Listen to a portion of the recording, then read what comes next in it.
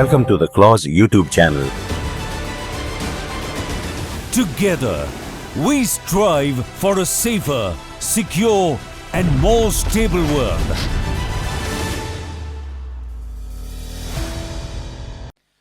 Hello and welcome to Claus YouTube channel, where we acquaint you with important personalities of security domain, what they do, what are their assignments, and apprise the nation about the national security efforts which we are taking. In this series today we have with us Director General Indian Space Association, Lieutenant General Anil Bhatt. A very warm welcome to you, General Bhatt. Well, what I would like to start with is that, talk something about the space, why space has gained importance in the recent times. Space is now being considered as the new high ground of growth, development, and I would rather say even warfare. So what is happening is that the space is influencing us in terms of exploration, alternate source of energies, communication, navigation, and what have you. But more importantly, it is now the new battle high ground. That is something which we have to take into consideration when we go into developing space capabilities. As far as India is concerned, India has been by and large in the top 4 of the world as far as space capabilities are concerned, but we also need to be cognizant of the fact that our adversary enjoys a high asymmetry as far as the military space capabilities are concerned. I can quote some figures offhand. We have only 3 military satellites, whereas as per 2023 figures, our northern adversary had 157 satellites, which is a huge gap. We need to catch up, but we need to catch up in a smart way. I don't think we can actually catch up in numbers, but we have to catch up with various other options open to us. We also have been, hearing in the security domain this oft-repeated viewpoint that our lead agency, which is the Space Research Organization, ISRO in short, has probably not laid adequate focus on the defense part of it. So therefore, is this correct situation, or it is more due to constraints of budget, resources, etc.? That we will get to know when we discuss this particular subject matter with our guest today. So hold on to your seats. You're going to have a roller coaster intellectual ride into the space domain. With that, I come to the first question to you, General Bhatt, and that is but before I do that, I think I would like to briefly introduce you to our viewers, because while you don't need any introduction, but I think there are going to be new generation people who are going to listen to us. So me and General Bhatt, we go back a long way. We are course mates, we are colleagues, 40 years parallelly running into this career. We also have been, rather crossing or working together on a number of occasions, but he has always got the better of me. As far as competition is concerned, he pips me to the last finishing line. Having said that, there are 2 major high points of his career which we need to understand before we get to listen to him on this particular topic. And the first one, which in my view is the DGMO of Indian Army, which is actually an appointment which steers the entire Indian Army's security effort, and therefore he has a countrywide experience of managing security affairs of the Indian Army, and for that I think you couldn't have asked for anyone better than him. The second high point was his command of the Srinagar based 15 Corps, which any man in uniform will give his blood to command, and he was so lucky enough to get that command, pipping us all 14 of us who got approved at the same time to command this particular corps. So with that brief introduction, let's dive into the first question. General Bhatt, again warm welcome to you. Thank you. You are now the DG of Indian Space Association.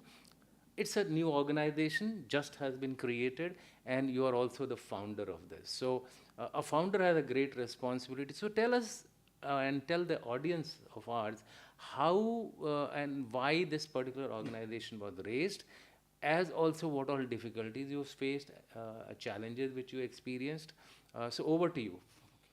So I'll start with that when I when we retired, you and me retired nearly at the same time. In June 2020, that is the same time when the Prime Minister took a historic decision in India. Okay. And that decision was to open space to private players. Right. The government thought that with what was happening in the world and what it is being called is the new space age led by private players, Okay.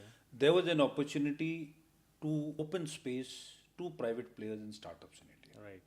And with this announcement which was made in the parliament, the first decision taken was that we should.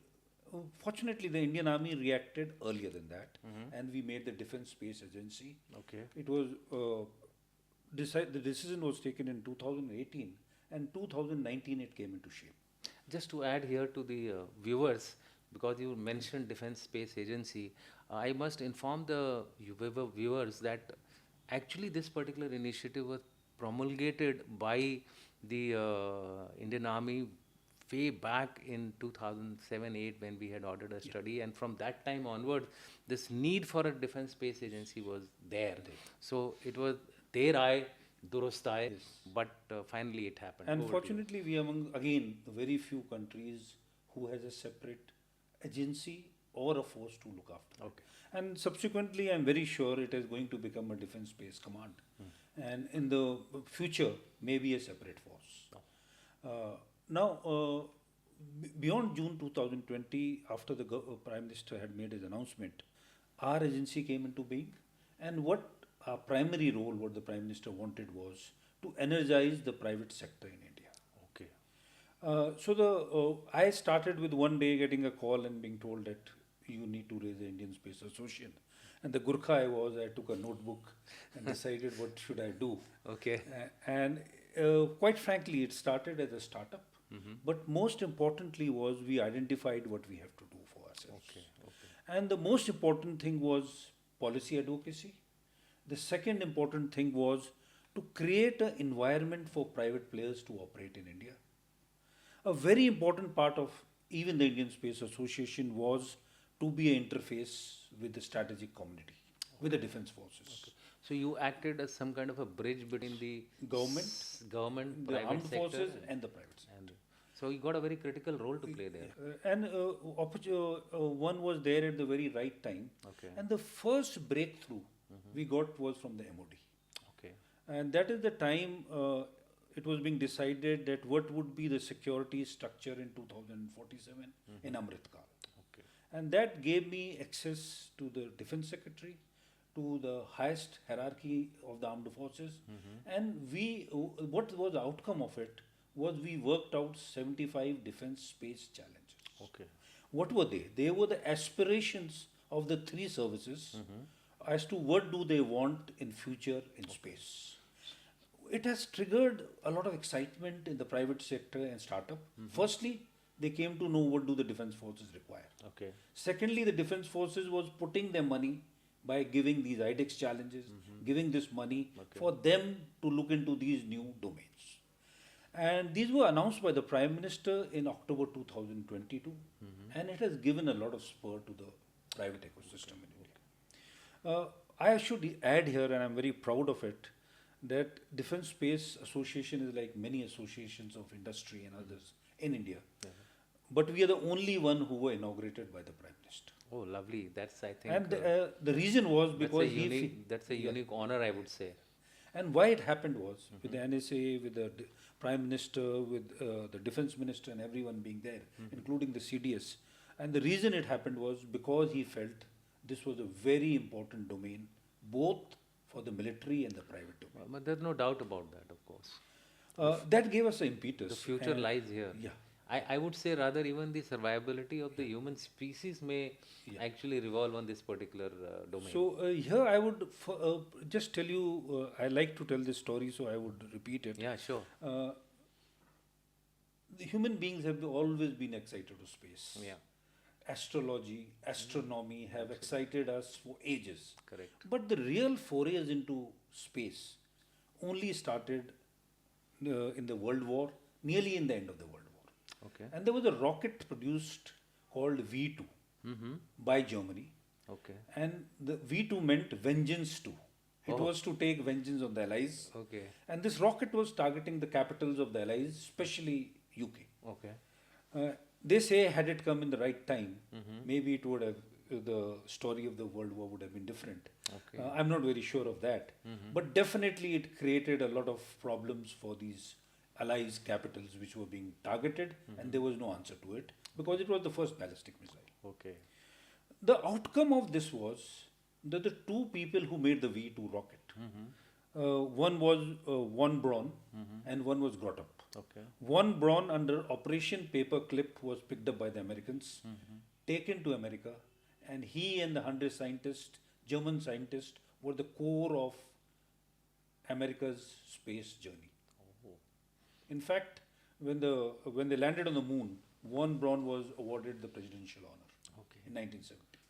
While the Soviet Union also was not far behind, they took Grotop, another scientist, with 500 scientists. Okay. And whatever we may So- say, so- numbers matter. So you can say that the Cold War started with these kind of initiatives which both sides took, USSR at that time and US. On And the other end. interestingly, 500 did a better job than 100 initially. Yeah. Because if you see in the space race, Yeah. the Sputnik movement, Yeah, the first man on the moon, in space, Yeah, first woman in space, all they took was, the lead. oh, They took the lead. It was only when Kennedy said that whatever may happen, we have to land on the moon by 1970, Correct. that the American scientists were able to do it 1 year before, 1969. That's where at that time it was strategic rivalry which was guiding everything. But beyond that, the new space age has been led by the richest in the world. Okay. And that is Elon Musk, that is Jeff Bezos, that is the owner of Virgin Galactic, who have brought the new disruption in space. And how have they brought the new disruption is by disruptive technologies. You're well aware of the reusable rocket, miniaturization of space, and most importantly, from the geosynchronous orbit, which was at 36,000, things have now been brought to the low Earth orbit, which is 500 to 2,000 kilometers. Right. I'll talk of the military later. Here I'll just intervene, just to ask you a very small question. We have very limited satellites in the MEO, and if you have a continuous layer of capabilities, underwater, land, then LEO, then MEO, and GEO, you develop much more redundancies in your systems which you are deploying X space or X land or X water. So why there are limited satellites in the MEO orbit, and is India also doing something about it? It was a question which I thought offhand I must ask you. So I'll just try to explain it. The GEO orbit, which is at 36,500, has a distinct advantage. Theoretically, 3 satellites can see the whole world. Okay. And secondly, the satellites are placed in a manner that apparently they look at one place from the Earth. Yeah. They are not moving because the movement of the Earth as well as the movement of the satellite They are synchronized. makes it look constant. Yeah. So it is a great advantage. Yeah. But the disadvantages are, if it is for ISR, you Too far. cannot see much. Too far. Clarity is not there. Too far. If it is for communication, again there is a problem of latency. Yeah. The latency is very high. That's right. So, though originally and initially it was geo orbit where most of the satellites were, these disadvantages were there. And if you remember, we've all spoken on a SATCOM. Yeah, you yeah. had to wait and the I mean, it was something like a radio communication. You first speak, wait for a minute, and then the other guy would get the transmission. So the new thing what has come is they have come down below. Okay. Now coming, why have they not taken MEO and taken LEO? I'll come to that. But most importantly, what advantages LEO is giving? Closer to Earth, can see better. Yeah. Closer to Earth, communication can be better. Now MEO is only used for GPS systems. Because though MEO has the balance between LEO and GEO, it does not have all the advantages of the geosynchronous orbit, but it has the disadvantages of the low Earth orbit. That is, you require more satellites to cover the same thing. And you do have problems of latency and all. Okay. But what you are very rightly saying that one of the thoughts in India to create a communication constellation for India, they are thinking of exactly what you said, a combination of LEO, MEO and G. Yeah, so it gives you more flexibility Yes. and adaptability. That would be an advantage. Okay, sorry for that little bit of intervention, but I thought our people should know about it. So what I was talking is the new space age, which started around 2000, and it was earlier than that, when the open sky policy was announced in USA. And then these very rich men put their heart and their money into space. Okay. Started with Virgin Galactic, thereafter it was Jeff Bezos, and thereafter, and also Elon Musk. And one of the most, this year, just 2 months back, two disruptive technologies have come. You would have seen the chopstick. Yeah. The biggest rocket in the world, Yeah. which is as big as Manhattan, is perfectly being handled by two hands, which are being called the chopsticks. Yeah. A reusable rocket has lowered the cost of Yeah. launching in space. Correct. Then the miniaturization has reduced the cost of the size of the satellites. Correct. All these disruptions, like you said, there is much more commercialization of space today. Yeah. Well, one very distinct thing is, and I just wanted to tell you, is we are among the few very spacefaring nations in the world, 4 to 5. Yeah. But today, 92 countries have space assets. Okay. Because everybody sees an advantage in space, not only for the military but for commercial use. And one other thing which has happened in recent times is that startups have taken the lead world over. Okay. World over. Motivated by Elon Musk. And what, if you ask me what is my aim as Indian Space Association, is to find Elon Musk in India. Okay, so best of luck for that, and I hope we get somebody like that. I have a next question, which is a link to your organization only. In fact, two quick one-liners which I want to ask you. A, before you raise this ISPA, in the short we call Indian Space Association, was there any other organization also of a similar nature working in India or is working in India? And the second thing is about InSpace with the government initiative. Both these, if you could just club and inform us. There were organizations which were working in the communication domain. Okay. Like there's an organization called SIA. Now they want to come into all other domains. Okay. But primarily it was for SAT communication. That was made about 2-3 months before we were raised. Acha, just that much of a difference. Only 2-3 months. And it was also on the behest of the Prime Minister. Okay. He told all the industry, the larger portion we created, and one of the players was right. That. But they initially, SIA's name was SATCOM India. Okay. Then they changed SATCOM to Space. Space. But what more importantly is InSpace, which is an organization under the Department of Space. And the full form of InSpace is for, it means for promotion of space and authorization of space. So they have venture capital also with them? Yes, they have multiple things. The role given to InSpace is to help private space to grow in India. That's right. They are the promoters, they are the authorizers, they are the regulators. Okay. In fact, it is a unique organization in India where the role of promotion, authorization, as well as regulation has been given to So the... in a way it is good also. You Yes, see, yes. what happens is, normally if you separate these three Yes. things, there is a problem of, clearance which somebody might get at a later stage. But if they have that regulatory You are right. factor also under one window, one roof, I think everything gets cleared in one go. So if they are promoting somebody, the regulations are automatically taken care of or would be taken care of. Very interesting is that Dr. Pawan Goenka, the first head of InSpace, in fact InSpace was raised in parallel with ISPA, Okay. is not from space. He's an automobile industry man Okay. who has worked in Mahindras for years. Right. But he's brought a lot of synergy because he understands the industrial and commercial part of it. Yeah. Apart from understanding technology. Yeah, I mean, you and me have done both defense management course. So, alongside the technocrats, we also need the manager-crats, if I want to put that particular thing. And these people bring in a fresh way of thinking as to how to manage. So that's a good initiative, I would So say. the first thing which we got down to taking was a space policy.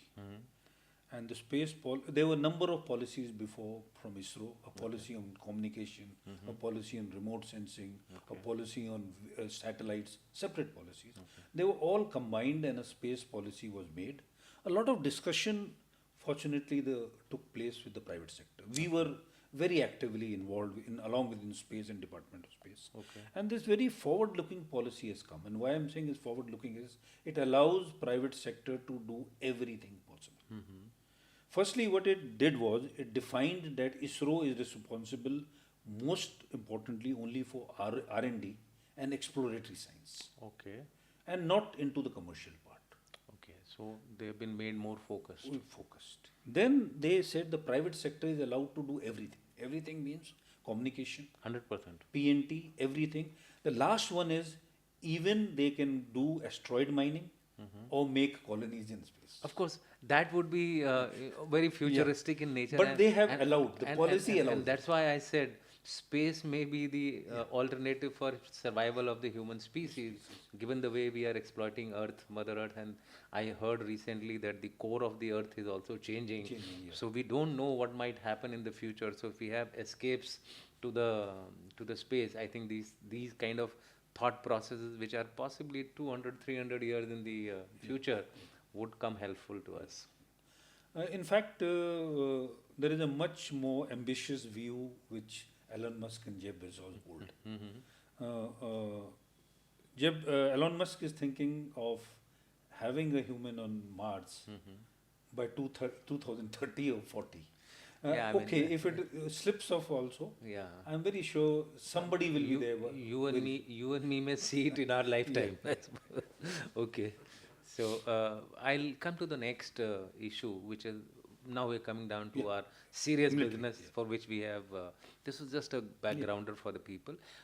Space and national security. And here I'm not talking only of India. In general, there are various leading players in the world. So space and national security, how are they linked, and what is the importance of space in national security?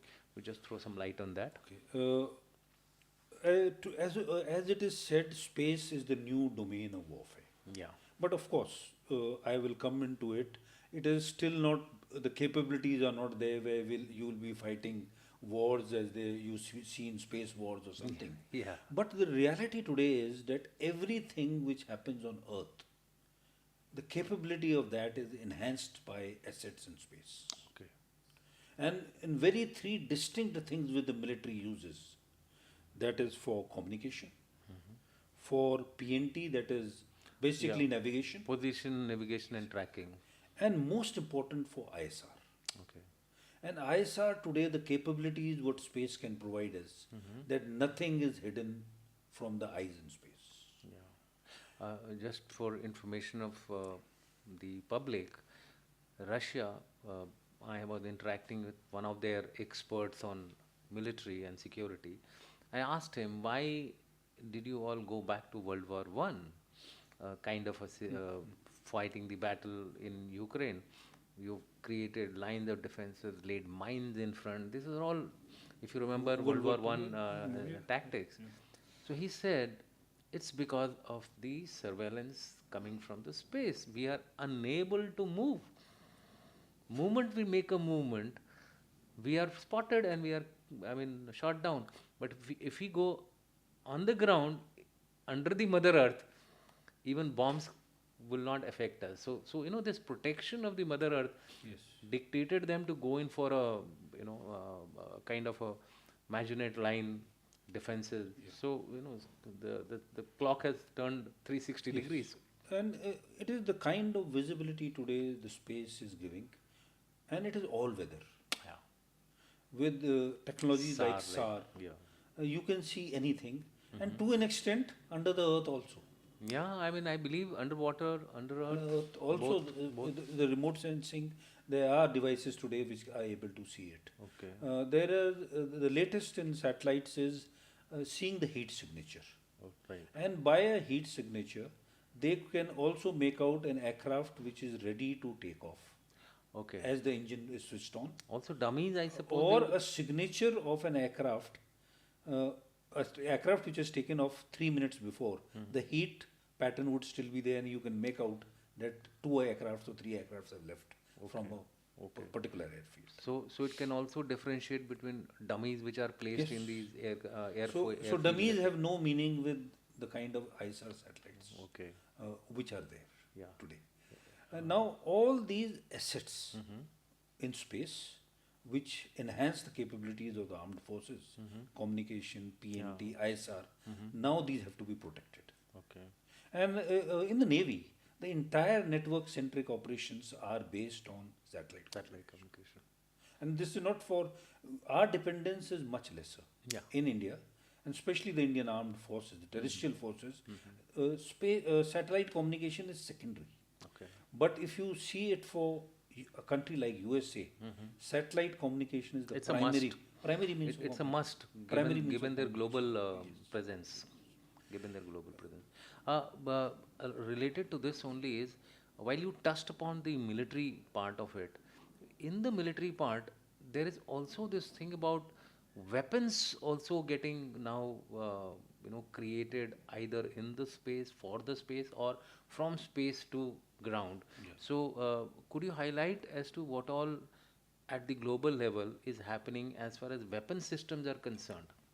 So firstly, I'll come to two terms which are very popularly used: militarization of space and weaponization of space. Yeah. Militarization of space basically means use of space assets by the military. Correct. That has been happening, That's happening. and that is, like we said, for communication, because the GPS system originated for use only by the defense forces. Correct. It was only when that aircraft was shot down over Korea Correct. that it was open to private players. Yeah. And today GPS is used more by the private industry than maybe the military. Correct. That was the first use. Satellite communication has always been there, and ISR usage has been there. All these uses by the defense forces have been out there. So militarization of space is there. Weaponization, no country has announced any weaponization. Okay. Now I'll talk of what are the weapon systems today which are likely to come in space. No nation says that they have got weapons in space. Okay. But what would the weapons be? Firstly is the anti-satellite weapon, direct ascent ASAT weapon, which we have also tried out in 2009. Asset, yeah. Now this capability is only with 4 countries: America, China, Russia, and India has demonstrated that capability. We were the last ones in 2019. But there are other weapons for anti-satellite weapons, as we call them. One is for jamming weapons, which can jam systems, but that is for a limited time. Then there are directed energy weapons. Yeah. Then there are laser dazzlers to Correct. dazzle satellites. Correct. And in very recent times, they are RPOs. These are rendezvous and proximity operation satellites. Correct. Basically, kamikaze satellites, or satellites will come very near, take out the data or disturb adversary satellite. Yeah, old satellite could be used for something of this kind, This kind. Go too close to the satellite and then just. And they are something which China does not officially claim, but some slides do come out, of a robotic arm which can pull adversary satellite, Okay. or using a web, Okay. putting it over a satellite and pulling out the satellite of the adversary. Okay, so all these are just in the. They are in the formative stages. And no, I would say a demonstrated capability has been You are displayed, but definitely on the cards. But an announcement by President Trump a few days back that we are again going to look into SDI, Oh, so that's Space Defense Initiative, initiative. would lead to weapon that- systems being put in space. And that was shelved way back, I Way think back. 25 years, 30 and the years reason back. it was shelved at that time was 2 things. They used to also call it as Star Wars. Star Wars. Yeah. And the reason was technology. It has not developed to that extent. Cost, which Cost was the very, major very factor. high. Cost was the and major thirdly, at that time, the competition between Soviet Union was strong enough. And they announced that if SDI is taken, we will increase our arsenal of ballistic missiles and other weapons. Okay. So it was shelved at that time. Okay. But after what has happened in Israel, there's been a rethought, and very recently there's been announced by the president. Most probably we will see weaponization of space taking place very soon. Okay. So, having covered the global scenario, uh, could you now highlight what's happening in India? I mentioned in my initial remark that we have a huge asymmetry. While we are up there, we are meant to be counted. We are having projectiles seventh largest in the world, uh, down the chain, but the numbers are not enough. So, what is happening as far as India's space capabilities are concerned? And I would like here for you to cover both the civil, dual use, and the military. So that we get a overall holistic perspective of our space capabilities, because space is always a dual use capability which can be diverted. So we should not get unduly worried about we have only three or something like that. So, I would increase the number to say 10 to 15, which are providing us ISR capability. Correct. But if I say the number varies from 30 to 40 or 50 of what the total assets India has today. Okay.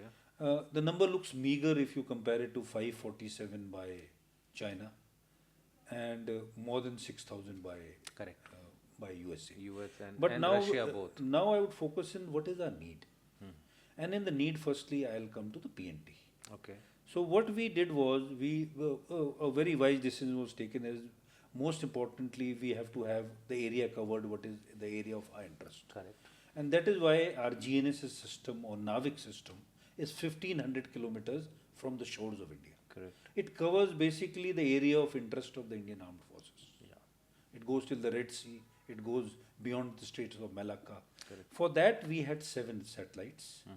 These satellites, 2 to 3 are non-functional at the moment. Yeah, that was one concern which Yeah. which was raised in the And environment. one replacement satellite, as you're aware, last month was not successful. Yeah. But that said, we have the capability, and these satellites may take a little delay.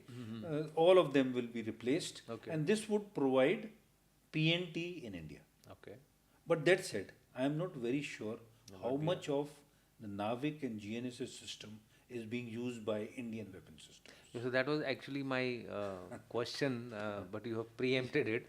So let me kill this here only, so that we are the viewers are aware of it.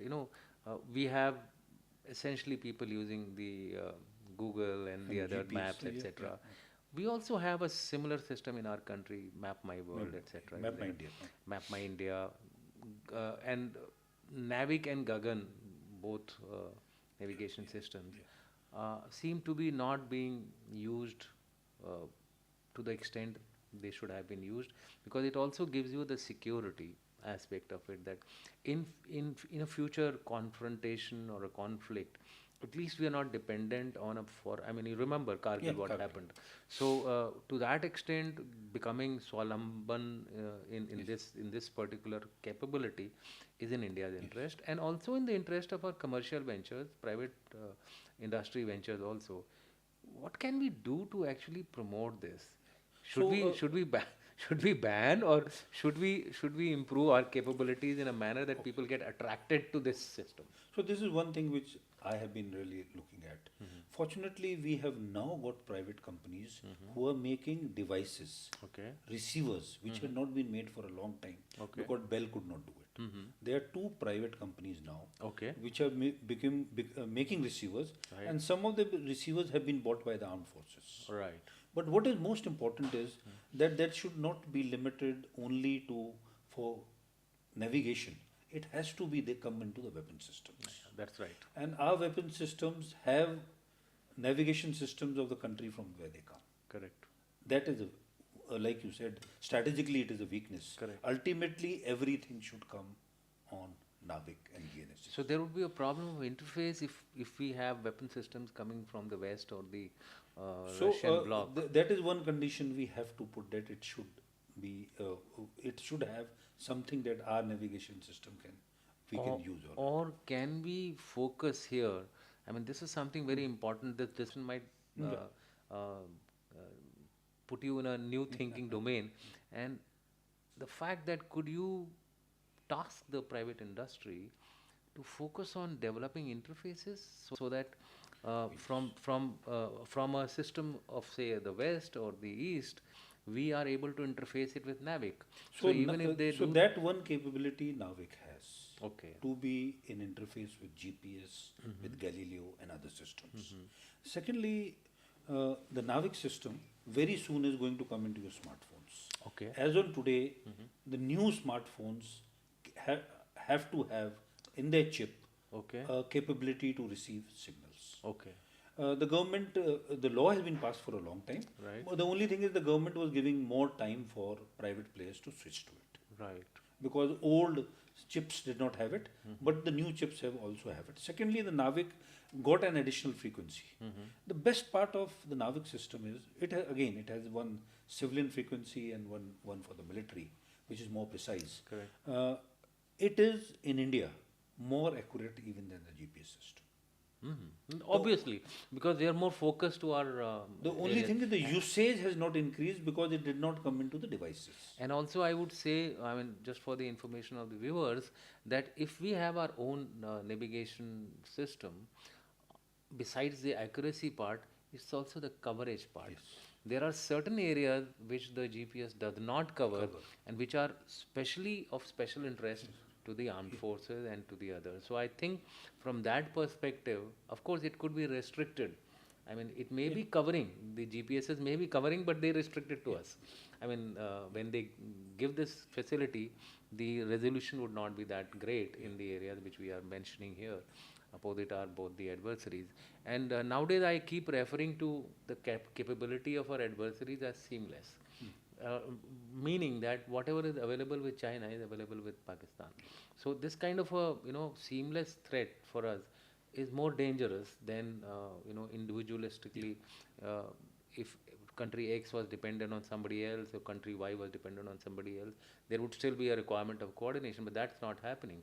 Now you find that most of the things are coordinated by these two adversaries of ours. So I think getting NAVIC and Gagan, etc., such like capabilities going in a faster manner, rapid manner is a requirement of the time now. So fortunately, this is an area of focus for the armed forces, and they have taken it on that this for future to have strategic independence. Correct. We have to have an Indian system operating. So we have it in space, yeah, but it is not operating. Yeah. So here I have this question which keeps bugging my mind is that is there some kind of a hesitation on the part of our the lead space agency ISRO not to invest that much in the military capabilities? Now, I mean, this is some doubt which is across the board. Firstly, whatever they have made for the military, and specifically for military use, it has gone from the defense budget. Okay. But previously, a decade back, and whenever I have also as a young officer interacted with ISRO, they would say we are meant for civilian use. That's right. So. And if in case this will also be used by you, fine. So kind of a dual use approach. This was maybe intentionally, strategically, it was the government also had a policy of firewalling ISRO away from the defense. Okay. And that was basically because of the kind of, if it is defense use. Do you think because of the DRDO interest, DRDO experience? The technology and all transfer becomes restrictive. Okay. That was the reason.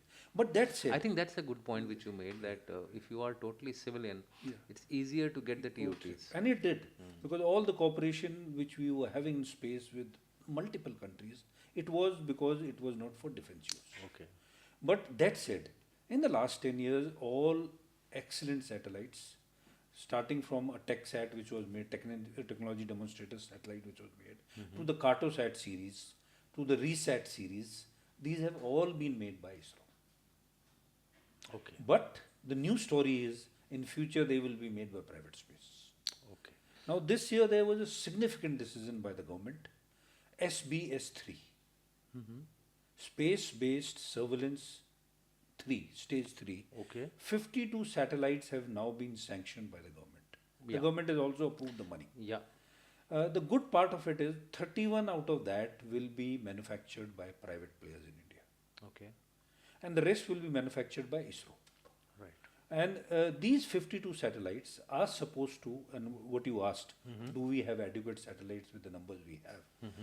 We will have some kind of independence in our surveillance capability, ISR capability in India. It will give you a revisit time of maybe 1 to 2 days and not a few hours, which would be desirable. Yeah. But that minimum revisit time in areas of our interest, that is on the northern border, on the western border, and in the high seas. Okay. This SBS 3 is going to give. So now since you have raised this revisit time, I mean, if you tickle my mind, I will ask you some tickling questions. The question is, how do we compare ourselves with our northern adversary in terms of these capabilities? Could you highlight and how are we going to overcome those? I know we can't do it in terms of numbers, but there must be various methods and means we can cover up to a large extent our disadvantages. Like you see, Chinese development of all defense capabilities, including space, has not been with India in mind. Correct. It has been with, they want to be the number one in the world. US. So India And be it a Navy. So India gets taken care automatically. Yes. Otherwise, their space plans, which they have very clearly laid out and they are going ahead. Okay. They said by 2020 they will have a complete BDS, which they already have. Okay. That is the NAVIC Bedu system, Yeah, Bedu which they have it. Yeah. They planned they will launch China's first mission to Mars. They are doing it. They will begin the construction of the space station. That has been completed. By 2022 it was completed. We are also moving towards that. Yes, we are. Docking But we there are. is a gap. Yeah. There is There is a gap. There is a gap. But purely in terms of defense, the gap, if we compared it with their numbers, there is no comparison and it is illogical. Yeah. What is most important is, like you said, the revisit time. Yeah. China today, in its second chain of islands and first chain of island, claims a revisit time of 12 minutes. That's huge. That's huge. Yeah. That's huge. I mean, within 12 minutes, I don't think You can somebody see how much the ship will move. Yes. So before the ship moves to, hardly moves there, Correct. they have come back. And that would apply even to the land borders. Land borders. And that, what I was going to say is, by default, it covers our northern borders and even the collaborative partner of theirs. That's right. They, like you said, by default, That's all seamless. space capabilities are available. They are available to If them. there is one place where there would be 100, if not 110% collaboration, Yeah. it is in space. Yeah, I mean, they keep claiming higher than the Himalayas, Yes. deeper than the So, seas. because that's this their is friendship. seamless and it has to be only, Yeah. you are already moving, Correct. you are having everything capability. So what is most important for India is, do we have the capability for our requirements? So like I said, SBS 3 and NAVIC being totally functional is very important. The gap is in the area of satellite communication. Yeah. And the gap in the area of satellite communication is, we do have 3 satellites. You know Rukmani, Yeah. which was much earlier by the Navy. Correct. Then there was the Air Force satellite, which is already there. Yeah. And the third satellite for the Army has been given.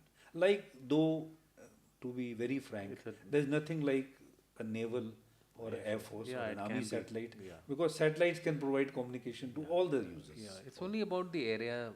But focus. this is today in the geo. Okay. It has those issues of latency. It has the issues of capacity. It does meet the requirement of what we have today.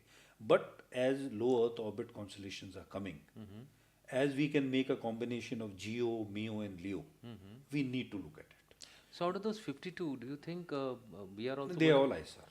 Oh, they are all ISR, not communication. Okay. So for communication also, the armed forces are working out.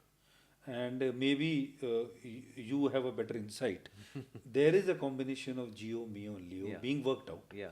And in between, for the interim period, Correct. fortunately, Bharti Airtel bought OneWeb, Okay. a large percentage of OneWeb, and OneWeb is going to provide services in India.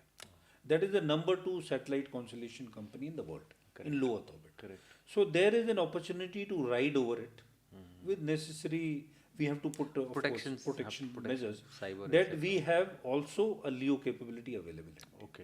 But today it is a borrowed capability. Right. But here I would like to tell you, satellite communication, China has also not gone very far. They have a satellite communication, but they do not have that capability of the kind which Starlink provides to USA. Yeah. But yes, their plans are for having 5,000 satellite constellation. So my next question was, we identified this gap in the revisit. Any other methods by which we are trying to cover up our revisit timings in the interim till we develop certain amount of So there is one capability? concept in the world called launch on demand, Yeah. or they call it responsive tactical launch. Yes. What it means is, in the area of hotspot, where you want a better revisit time, or you want nearly persistent surveillance, you launch satellites after the balloon has gone up. Yeah. Now, this is the theory, but the practice of it is, if say I have to have persistent surveillance over lane, Right. I will, and the swath is 150 kilometers and it covers my area of interest. Correct. One satellite, then I will require 7 to 8 satellites to cover it. That's right. So it is a costly affair, and we got to be prepared from Yes. So that before requires to orders, Yeah. satellites being ready, yeah. the launcher being ready, that we are able to do it. And these satellites would have, I mean, if you, let's say, go in for these satellites, keep them as your strategic reserve, as we call, like for example, oil, we have a Yeah, yeah. strategic reserve. Yeah. Similarly, now they are talking of chips being considered, I mean, taken as strategic reserve. So you have a number of chips which are kept centrally located, so that in case if you damage your equipment in the future, you are able to immediately. So do you think there is now the need for having these strategic reserve satellites ready to be launched in India as well? Definitely it would be, because if you have less assets, then the need for replacement becomes much more. That's right. And some form of a greater degree of intelligence capability, so that you can preempt this, need for launch by having little more time to prepare and then So launch. one thing which is happening in the space world, and all spacefaring nations are focusing on it, is space situational and space domain awareness. Okay. And that is knowing what is all there in space. Because like you said, if you know where the advantage is, if a satellite has to hit you, it will not happen suddenly. Okay. If it starts moving towards you also, you have maybe a day's time to know that in the next orbit it is going to come and hit you. Okay. Because every satellite which is moving, all spacefaring nations are keeping a monitor on it. Not only satellites, even debris. Yeah. So we'll quickly now have, because we are already running over time, quick one-liners from you. How about international cooperation filling up the gap? Oh yes, definitely. If you ask me, India's ISR gaps from space, how are they being filled? They are being filled by nations which are like-minded, who have the capability, and who are providing it to us. The second rapid fire for you. You said about private and the state cooperation, public cooperation. How is India moving now? Like two things. Defense space challenges have triggered it. In SBS, 31 satellites being given to private sector. And rockets also now being made by private. Two private companies are going to make the small rockets. Okay. The larger rockets are being manufactured by private players. Is all where private players have come, will come in a large way into space. The next rapid fire. How are we diplomatically placed to leverage our shortcomings of space capability? So one is our alignments, strategic alignments, and especially with the spacefaring nation of the world, that today we have to be practical, that Russia is slowly, though being a spacefaring nation, is not growing, and China's capabilities are increasing. Okay. So the obvious choice is that we have to have partnership with USA. One thing which we missed out, and I would just take a minute, is commercialization of space and use of private space for wars, what Ukraine brought in. Okay.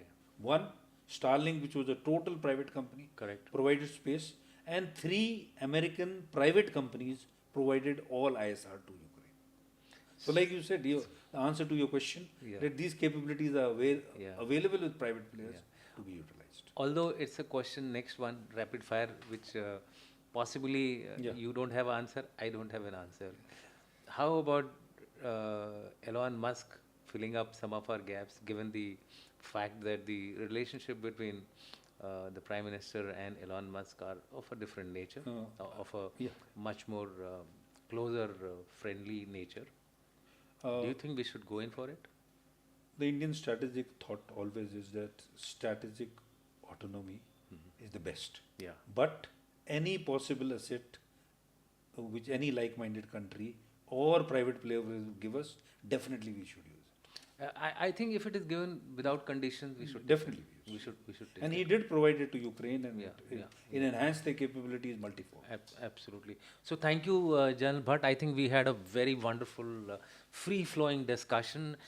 We digressed from a number of our, issues which we wanted to, but I thought that was an interesting way to conduct this particular podcast. Once again, listeners, we would like to thank you for all your support which you are giving to us, and I must thank General Bhatt for having spared his time from a very busy schedule. Thank you and Jai Hind. Thank you. I'm really privileged to be here. Thank